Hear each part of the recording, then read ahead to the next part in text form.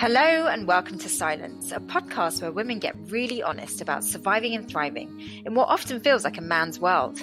My guests are wonder women from the fields of science, technology, engineering and mathematics, or STEM, where inclusivity and diversity can be a real problem. I know this only too well myself. As a female Southeast Asian mechanical engineer, I was kind of a minority within a minority back then. I'm Dr. Shani Somara, an engineer turned broadcaster. Throughout my career, I've worked on and reported on some cutting-edge technology and innovation. And through my television work, I've met some incredibly inspiring women from a diverse range of STEM fields. Talking to these exceptional ladies has often left me feeling empowered, hopeful, and excited about life. I believe Scilence will enrich you too.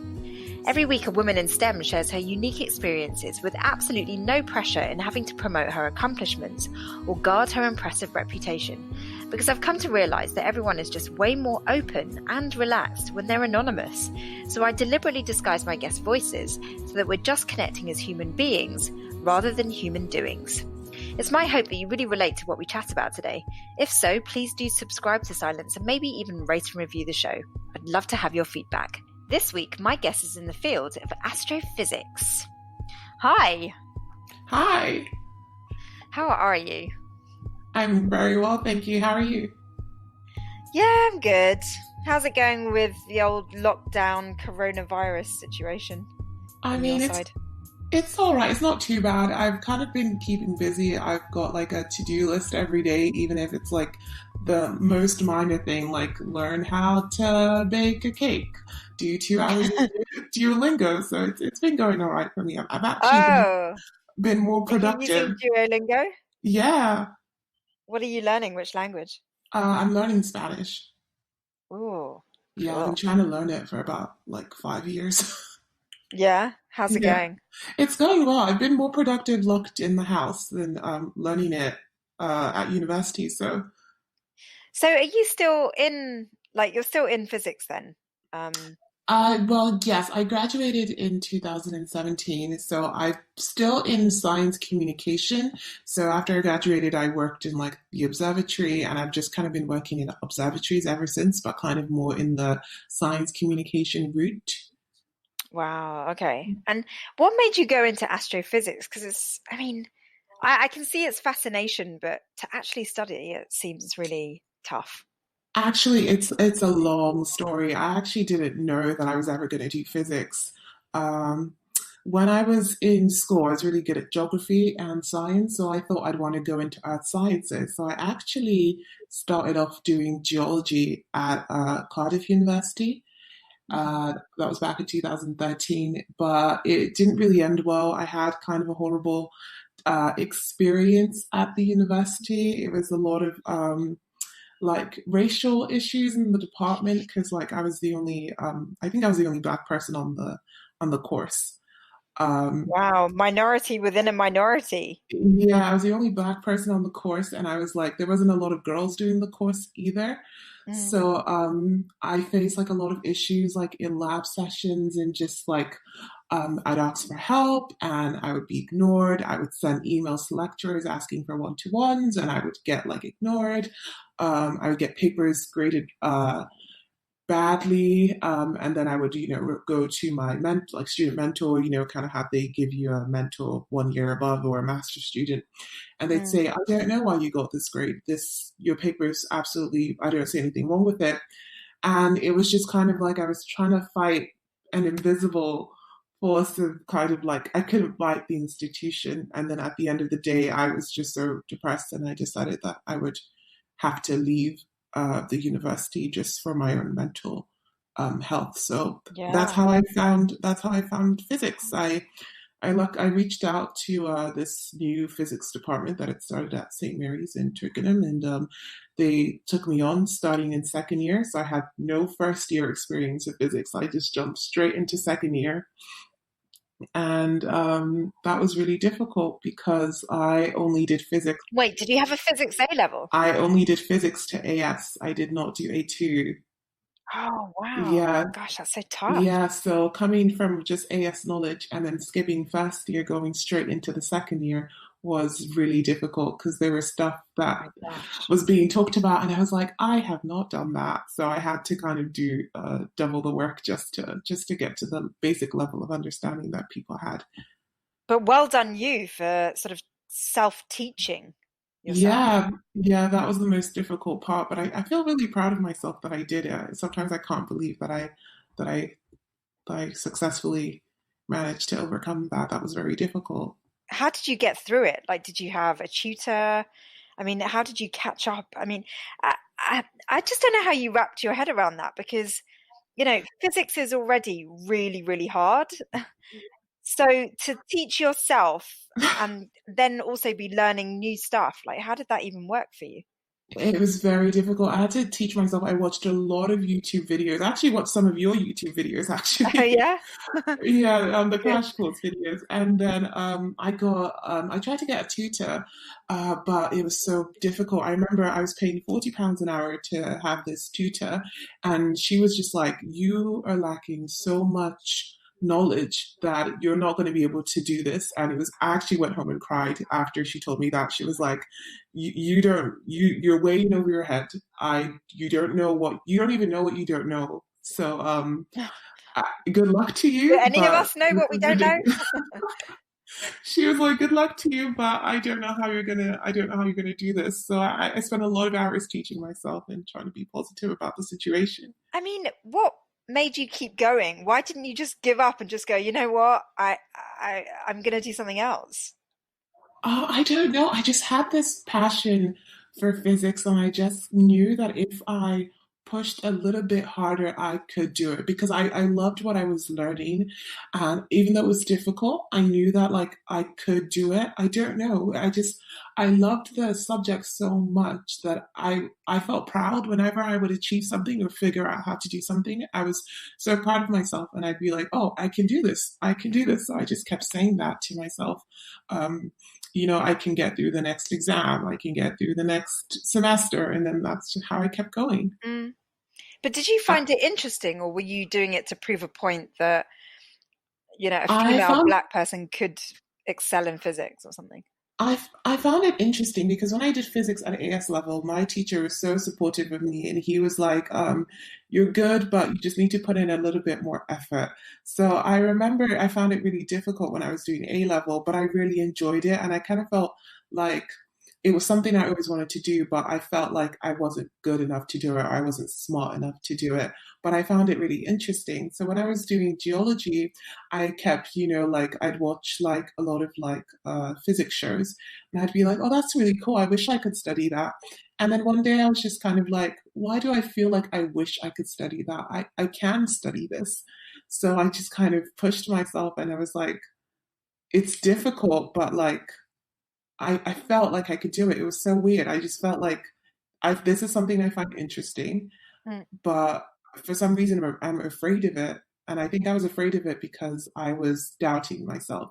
Oh, Like, you're yeah. not good at maths, you're not good at this. To be honest, those kinds of things have been my biggest struggle. Kind of, if I'm not good at something and I'm doing something and I'm just consistently not great at it, I've Mm. always, I've kind of almost wanted to give up. Um, Actually, having said that, I mean, I was never really great at science myself, Yeah. but yet I kept going. But I think my motivation was that I really wanted to be like my dad, who was an engineer Oh, or is an engineer. And so even though I wasn't good at it, I absolutely wanted to follow in my dad's footsteps because I was such a daddy's girl. And so that was oh. my motivation. But I can't believe that I'm talking to someone who like was consistently struggling um, and wanted to keep going despite the struggle. I mean, that's amazing to me. Yeah, it was really, even now, like sometimes I think about doing, like I'm applying for PhDs, and I'm currently waiting to hear back from two actually. And that was nerve-wracking in itself because after I kind of finished my degree, I was like, I did it, I did this impossible thing and I never thought I'd be able to do. And then for some reason, there's something in the back of my mind saying, but you can do more. This is not the end of the road. You still, like, I still want to research. I still want to be a research scientist. And it's just this thing inside me that like even though it's difficult, I feel like my life would have no purpose if I didn't do it. Mm. I found myself thinking about doing other jobs, and I was just kind of like, but that's not what you want to do. And even though what I want to do is very difficult for me, it's kind of like a life purpose. Mm. Yeah. So you found your calling. So what is your daily life like, and what do you want for your future? So my daily life at the moment, I just finished an internship, which I was writing every day in that internship, just doing kind of like reading papers from other astrophysicists and writing up press releases for them. So kind of that kind of inspired me to want to do the research I was reading. So right now I'm in lockdown, so I'm not really doing much, but it's I want to hopefully in the next this September I want to either start a PhD or get into teaching. I think that's like the next big phase of my life that I want to get into. But I can we just take a moment to congratulate you for getting a first in physics when you started out with a half an A level, thank, essentially. thank That's you. amazing. Thank Well you. done. I mean, God, how did you do it? Another big driving force was my mom. Yeah, I have an African background, Nigerian family, and my mom's biggest thing is kind of like you need to graduate. If you don't have a degree, you're basically useless, and that's kind of like your certificate. If the degree is kind of not for you, it's for your parents. yeah. If you provide that certificate, your mom, it's kind of like you're free. You're free to do whatever you want in life. You can go ahead and become a belly dancer for all she cares. She just wants the certificate. I wonder if that's kind of an ethnic minority thing, because a lot of the people that I studied with were not doing the degrees for their parents. They were doing it for themselves, or for some other reasons. But I totally relate to you when it comes to doing things for your parents, because for me, as first generation of immigrants, I basically felt a lot of pressure Mm, to do my best for my parents that did this really difficult thing of leave their home countries for a better life. yeah. And so I totally get it when you say that the certificate was for your parents. Me Yeah, too. because I'm like the firstborn in like the first daughter. So my mom is I kind of feel like this responsibility because my younger siblings look up to me. So if I kind of dropped out of uni or if I gave up on my dreams, it's kind of setting a bad example for them. And then for her, it's kind of like she has made all these sacrifices and she doesn't see the end result in her kids. So for me, it was really important that I'm doing the degree for myself because I have this passion, but I'm also doing it for her.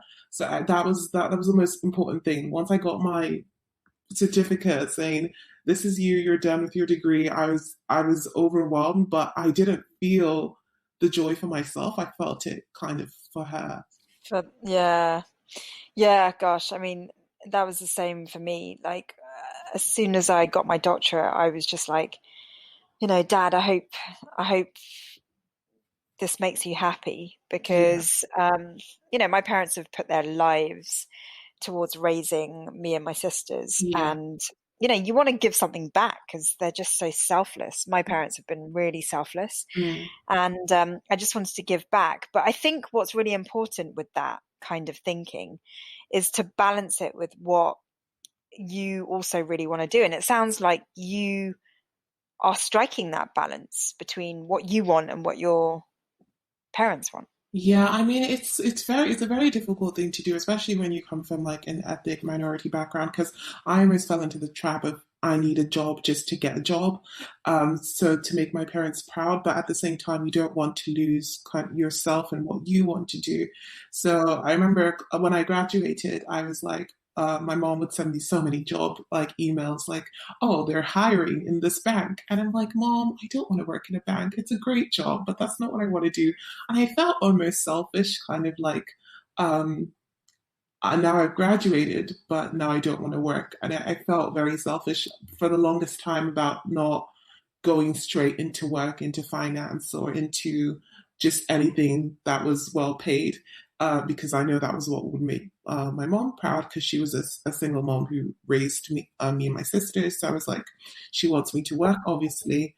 But at the end of the day, like following my path of, even though it's very shaky and it's not certain, and I'm not, sitting in an office and making a lot of money, it's still what makes me happy. And I think she doesn't really understand it, but she's supportive, and that's what's most important to me, is that support. Yeah, I really relate to your journey. Like for me, once I graduated, my parents were like, okay, now you have to work Yeah, towards becoming CEO of, some engineering company and yeah, things like that. And I was like, especially when you do a PhD, you really love research. mhm, And when you love research, you're not necessarily into sort of making loads of money, and you're just fascinated by something. yeah, And that can be fulfilling. And I know that sounds a bit impractical because, we've got bills to pay and things mhm, like that.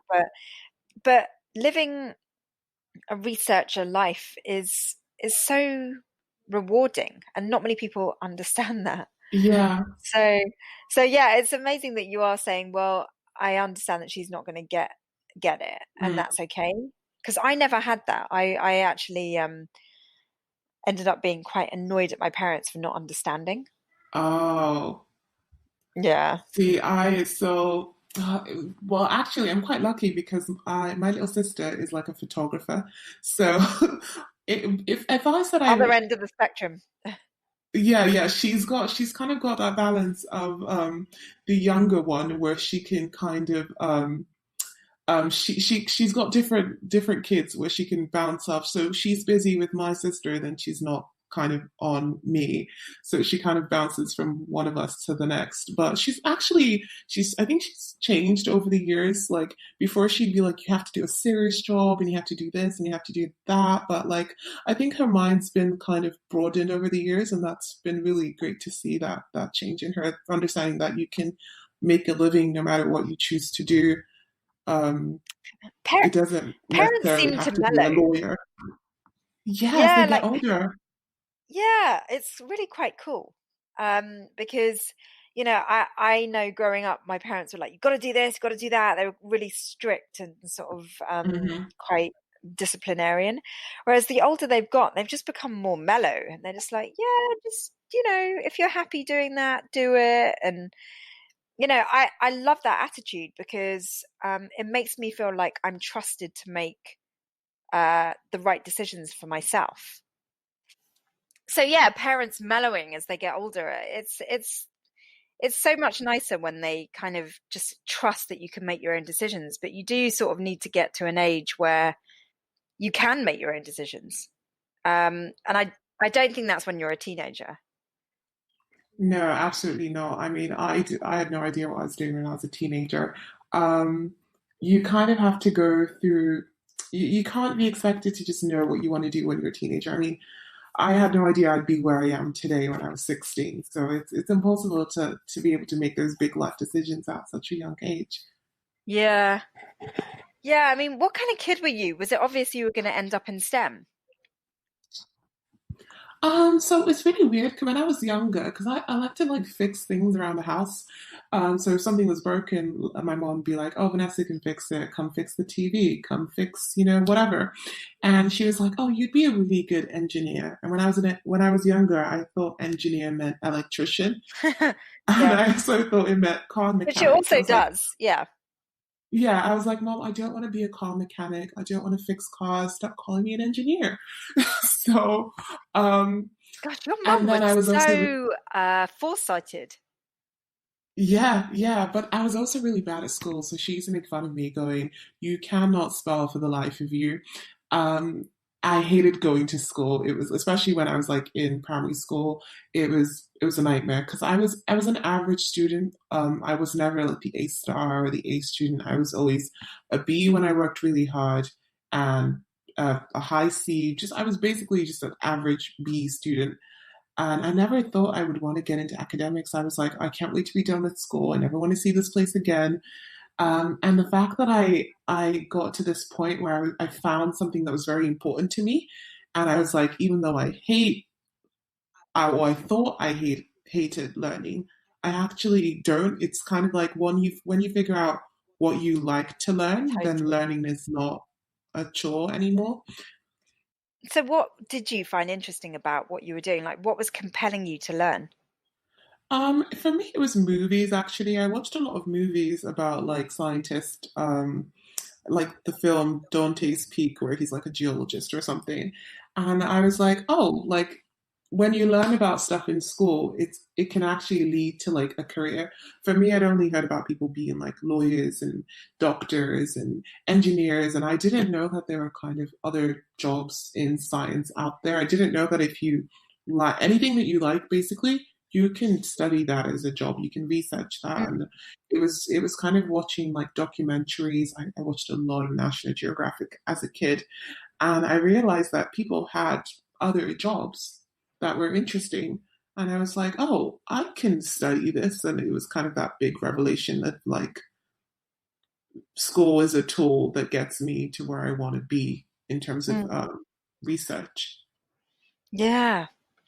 Yeah. I mean, I feel like we don't do enough to show how cool science is. And, Yeah. you know, that's what I have dedicated my life to showing is that science is really awesome. Mm, But, you know, when I was a kid, I kind of looked at people's jobs and the idea of going and working behind a desk for the rest of your life just filled me with absolute terror.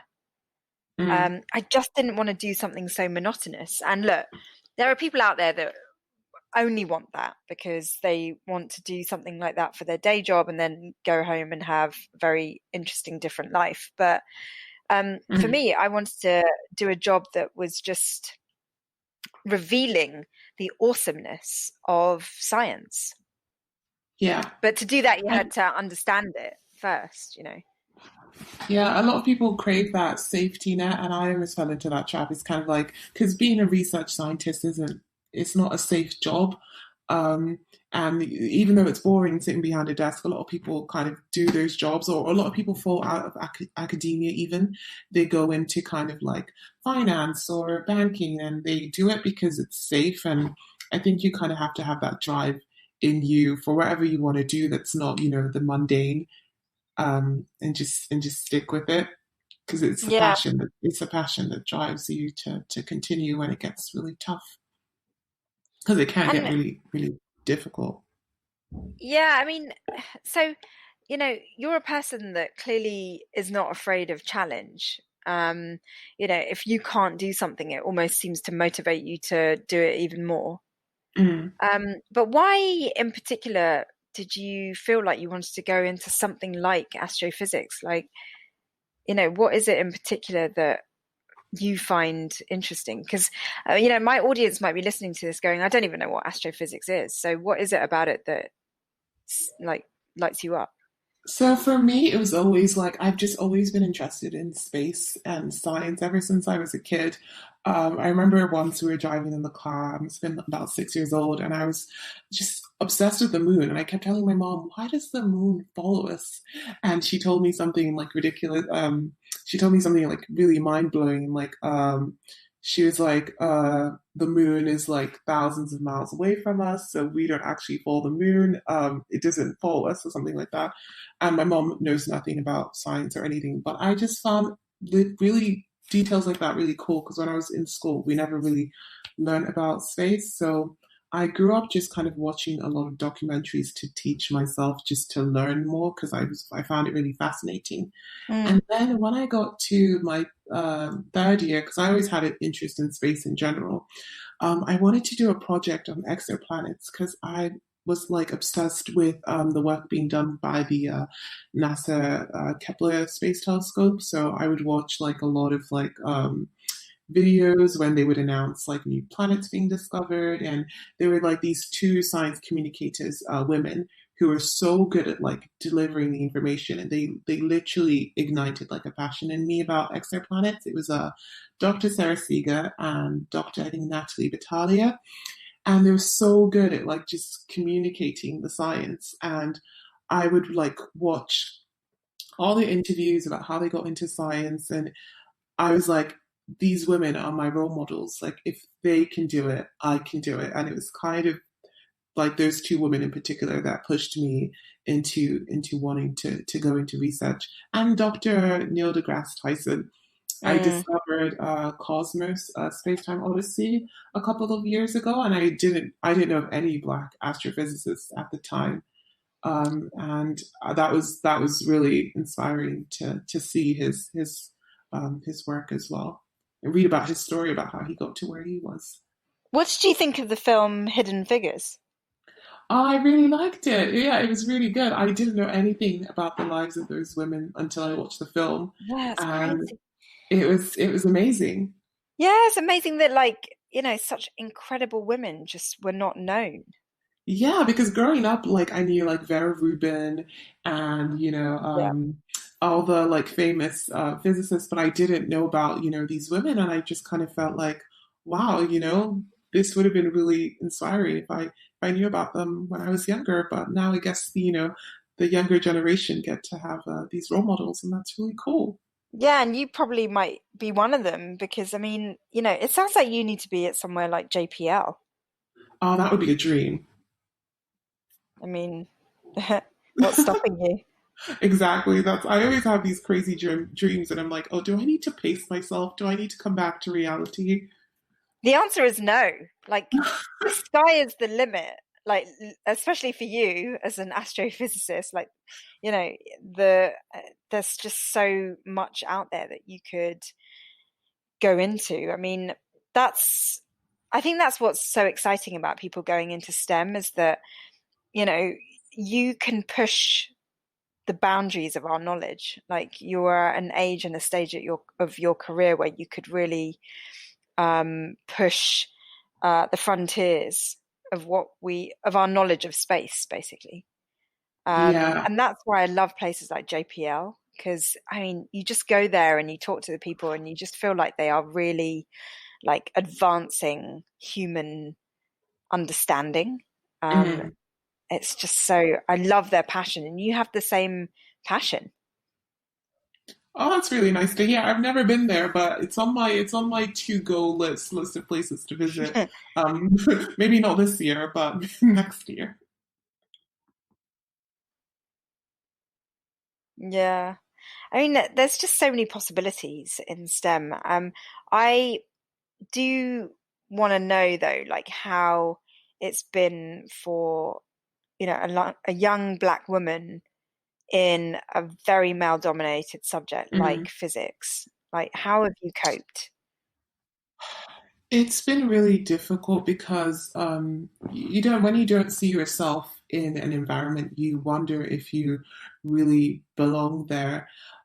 So for me, it's kind of looking up to different role models and being like, okay, if they've done it, then I can do it. But when you're in it, it's very difficult because you can go into a department, let's say you're starting a PhD somewhere, and everyone is, the same. Everyone's male, everyone's white, or you're the only black person in the department, or you're the one of five women, in the department. It's very difficult for people to kind of understand your point of view and really feel like you belong there.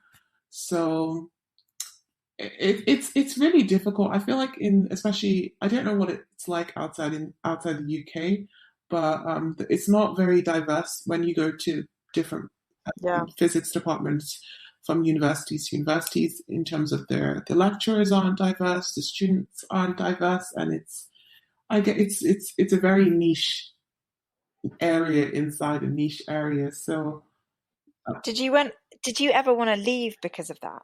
um I never wanted I have had moments of wanting to give up, but then I felt like if I gave up, what would I what would I do? You know, it's kind of like if you give up, then they win. Like people who make you feel uncomfortable, make you feel like you don't belong somewhere. If you decide, all right, I'm going to give up, then it's kind of like, well, they've won, and now you Yeah. have nothing. So Mm. yeah, it's kind of like it's very difficult having to, to fight through that because the subject is difficult enough, but having that extra layer of feeling like an outsider, it's very difficult. Mm. I mean, why do you feel like it's got better over your short time in physics?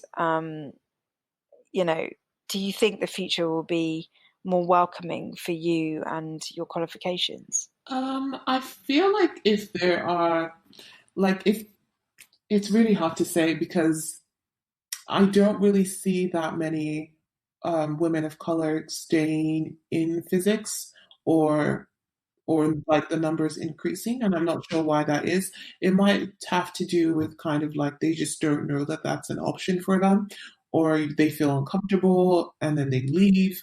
So I'm not really sure if the situation will improve without kind of like steps being taken by the university. That's why I'm really happy with. I don't know if you know this, the Joycelyn Bell Foundation. So there is this astrophysicist called Joycelyn Bell. She was the one who founded, I think she founded a pulsar during her doctorate degree, and she's Okay. extremely famous. So she donated her I think she was a breakthrough prize. I think she what did she do? She started a foundation for people who are disadvantaged in physics to be able to get some help with their education through this kind of Oh, scholarship wow. program. And I thought that was really Hmm. cool. So it kind of takes a lot of people like that to say there's a situation happening here. I'm in a position of power where I feel like I can help, and then to kind of change it from the inside out so that people do feel Yeah. welcome and included. Yeah. I mean, is physics for the stereotypical white guy, I think so. I in your mean, opinion? in I don't think it's for them. I feel like it's just dominated by them at this point in time. But I really hope that it opens up in the future so that, no one wants to walk into a room just full of white guys and being like, okay, what is happening here? You know? Mm. Do you think it's impacted you personally?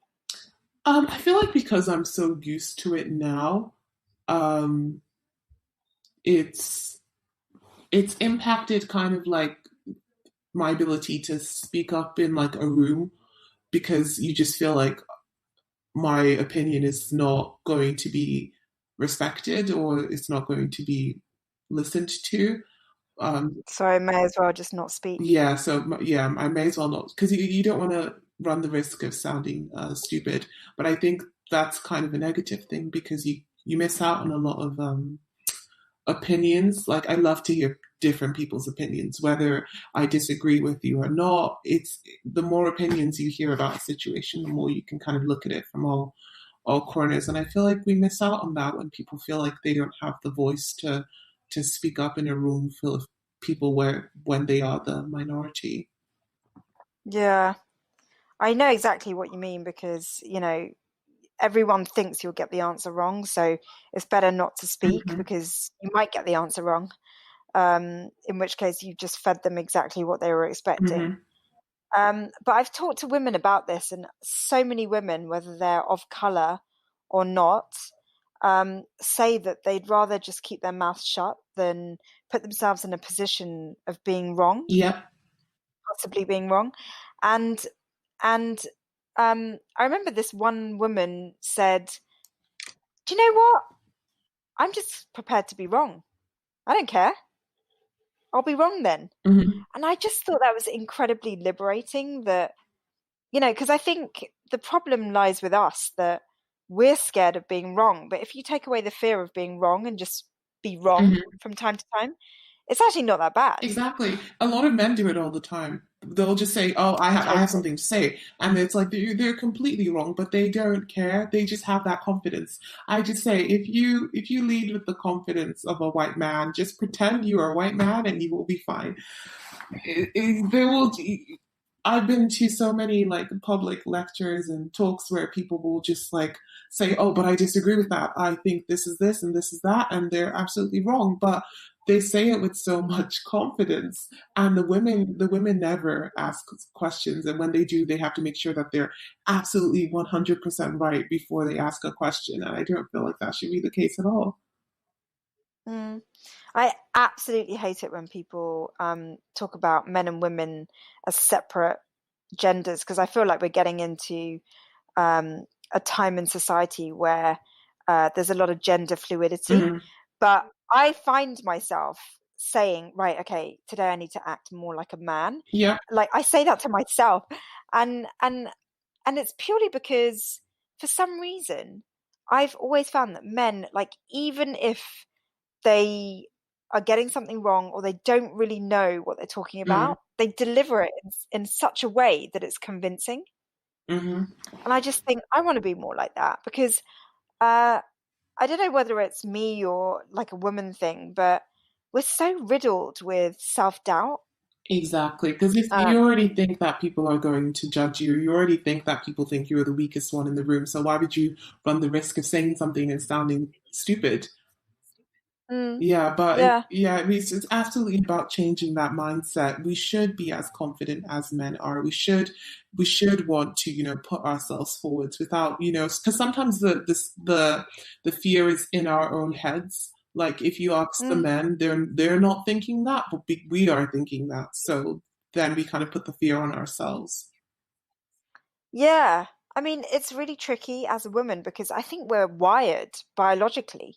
It's not even a nurture thing. It might be a nature thing that we're biologically wired to question everything we're doing. Maybe because, in caveman days, um, women had to sort of like constantly assess and reassess the safety of their situation. Mm, And so we're always questioning.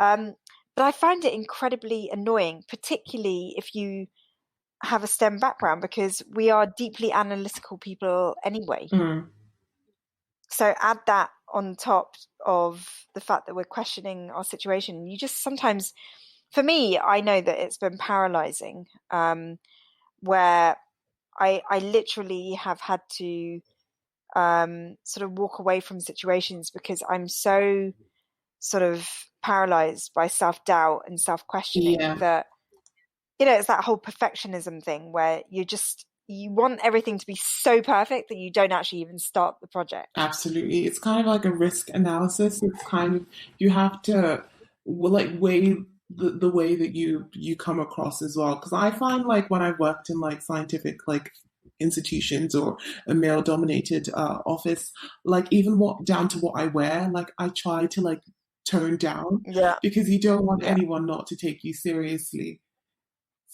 totally. And that's Yeah, that's that's another layer of kind of like you're watching what you say. You're trying not to. Should I wear this? Should I not wear that? Should I look? How does a serious woman in science look? And it's kind of like this box that you have to put yourself in. yeah, it's total people pleasing. Mm, It's really annoying. And I wish I didn't have that about me. And actually, the older I get, the more I'm able to let go of that stuff. mm, Because I don't know, for me anyway, getting older has meant that I care less about what other people think, which has been really liberating. mm. But yeah, when I was younger, I was like completely paralyzed by that. Like it influenced all my decisions of what I thought other people would think. And the truth is that you can't actually um, please everybody. And I No. really learned that doing Crash Course Physics because, um, you know, before then I was doing a lot of TV and you don't get feedback with television. Whereas with something that you put online, Mm. anyone can make a comment. And so in the end, I was like, do I like what I'm making? Am I proud of what I'm making? Because at the end of the day, that's all that counts. Like, yes, there'll be some people that hate it, some people that love it, but I need to just please myself, Absolutely. basically. Yeah. So, despite the fact that you've gone through difficulties being a minority within a minority, um, as a woman of color, I really feel like you have so much strength of character, probably as a result of what you've been through. Yeah, I mean, sometimes you feel it makes you stronger, but in a way you feel like you wish you did not have to go through it. I hope in the future that a lot more girls have an easier path in science because, it does build up your strength and make you stronger, but the mental I feel like the mental strain that it puts on you makes you less able to do your best science. So in a way, it's good Yeah, to fight through these obstacles. But when other people have an easier time, they can focus more on their work. But when you're having to worry about X, Y, and Z on top of what you're studying, which is already difficult, it can I feel like it can hinder your ability to do your best work. So in the future, I hope that like women and women of color in particular do have an easier time getting into physics, and I would love to see that improve definitely. mm. How do you reckon we can get women into things like physics and other STEM subjects? Yeah, I mean, I feel like going into schools and talking to kids is very helpful because sometimes you meet kids and they're like, "You're an astrophysicist? I didn't know that was possible." Or "What is that?" Or they don't even know that these jobs exist, or they don't see anybody like them doing these jobs or being in these positions. So I feel like just kind of like bringing awareness. I mean, that's why it's so cool to have like people like you on TV and people like, Dr. Neil deGrasse Tyson or just anybody who's different being in the forefront and saying, look, we are here and, we are, succeeding. It's a Mm. great image to send, I think, especially to young kids.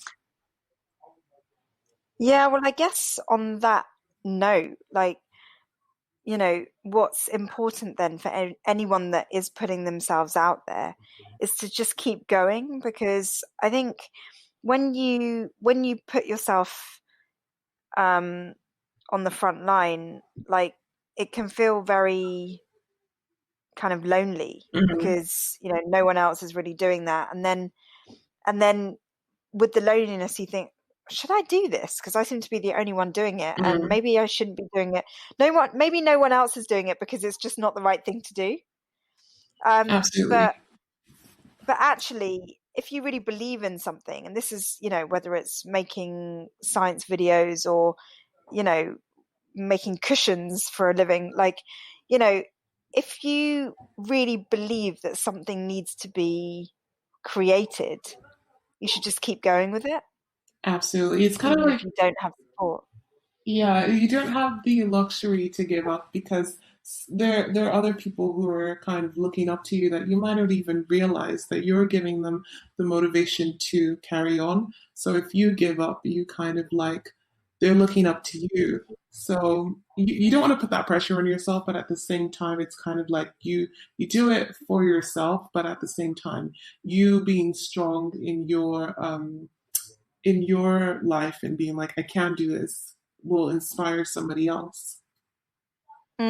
I think that's such a great point Mm, because I think so many people out there have unique talents and abilities, and sometimes we're bullied for being very different mm, or not conventional or just unique in ways.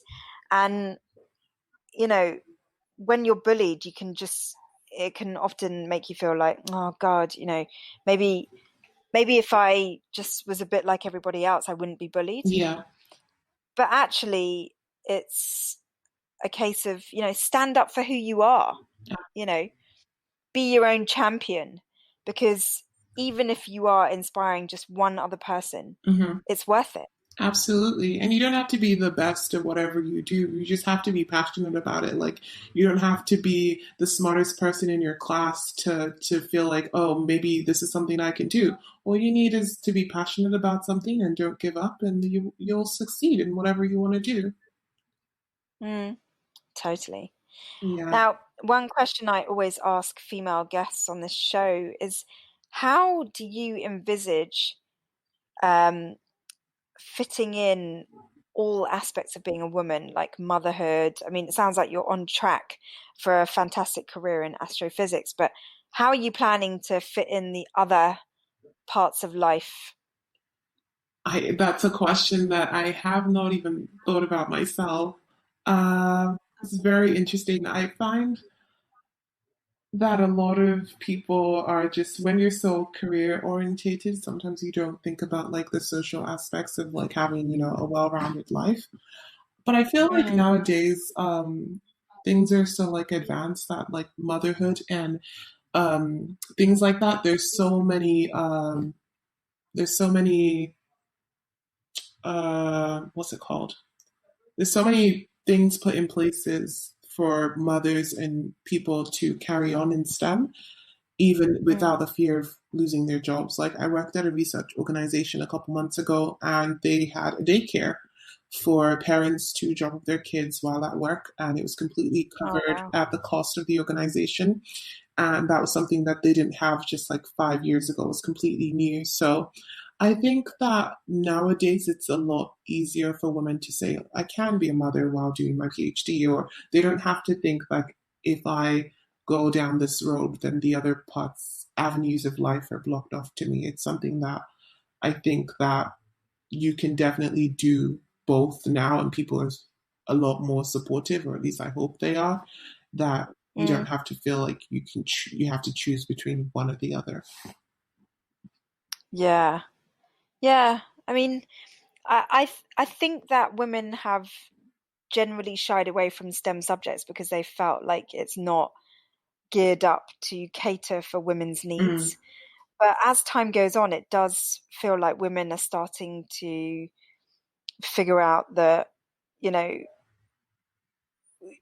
there will be a solution mm-hmm, somehow or other. It's really kind of up to you. And I feel like people now ask themselves, like, what is it you want? Because whatever it is you want in life, you can make it happen mm. somehow, some way. Um, Whereas I think back maybe in my day, sounds so old, but like back in my day, um, you just didn't even contemplate going into careers that were male dominated because they just wouldn't accommodate women's Mm-hmm. interests. Absolutely. And nowadays, there's so much like social awareness that companies are Yeah. more likely to cater to women's needs, even though it's like at the risk of being publicly shamed, they're more likely Right. to say, okay, we realize that we have a problem and we need to make all our employees feel looked after. So Mm, at least I hope that's the case in a lot of organizations. But it's definitely less of a worry today. Not to say that the problem still doesn't exist in some places, but it's slightly better than it was a couple of years ago for sure. mm. So do you think that we are at a time where, um, you know, something like physics is definitely um, able to accommodate women? I think it's able to accommodate women. It's up to the people who are already in physics, especially men in physics, to make women feel comfortable coming into Yes. the field. So when you walk into a room and you're the only woman, it's up to the people who are already in the room to make the newcomers or the person who is different feel comfortable. Because I know that's what I do. If I notice that there's a somebody is a minority in the room, I don't want to alienate them. I want to bring them in and make them feel included. So it's up to whoever the people who are already in these positions to make people feel like, hey, everyone is included here. This isn't kind of a boys only club, you know? Right. That's such a great point. Mm, Yeah. I wish more men would listen to this podcast so that they know that, you know, how we feel as women in male-dominated industries. Absolutely. So just to close then, like how, you know, given all your experiences going through university to come out the other end with degrees in astrophysics, like looking back, what would you do differently? Basically, what's your advice to any girls thinking of following in similar footsteps to you? First of all, I don't think I would do anything differently because where I am today, kind of, I had to go through all those things to become like the strong person that I am today, and I had to overcome all those obstacles. But to girls who are thinking of going into physics, I would say just do it. You don't have to, you know, like I say, you don't have to feel like I need to be, you know, Einstein level smart to follow this path. You know, ask questions as well. I was somebody who felt like I had to have all the answers, and asking questions was very stupid because everybody knew everything and I'm the only person asking questions when that's absolutely not true. So I would say ask as many questions as you need to ask, and just follow your dreams, because if you don't do it, then you're gonna regret it. And keep asking questions, I would say. Perfect. So I always find if you don't follow your dreams, you will end up following your dreams. It's like, it doesn't matter what you choose in life because you think it's the right thing to do. You'll end up doing what you were meant to do anyway. Absolutely. Or it'll wake you up in the middle of the night. It'll just be this nagging thing in the back of your mind, and you'll never forgive yourself if you didn't at least try. So I would say at least give it a try. Oh, thank you so much for coming on Scilence. It's been amazing to hear from you. No worries. Thank you for having me. That's it from my STEM guest this week. What a strong lady. I feel like she really knows what she wants. Despite not really having a life plan, it feels like she's very much just following her heart and following her instincts, and it's leading her to a place that is full of fulfillment and contentment. Thank you so much for listening this week. Don't forget to rate and review the show, and catch you next week on Scilence.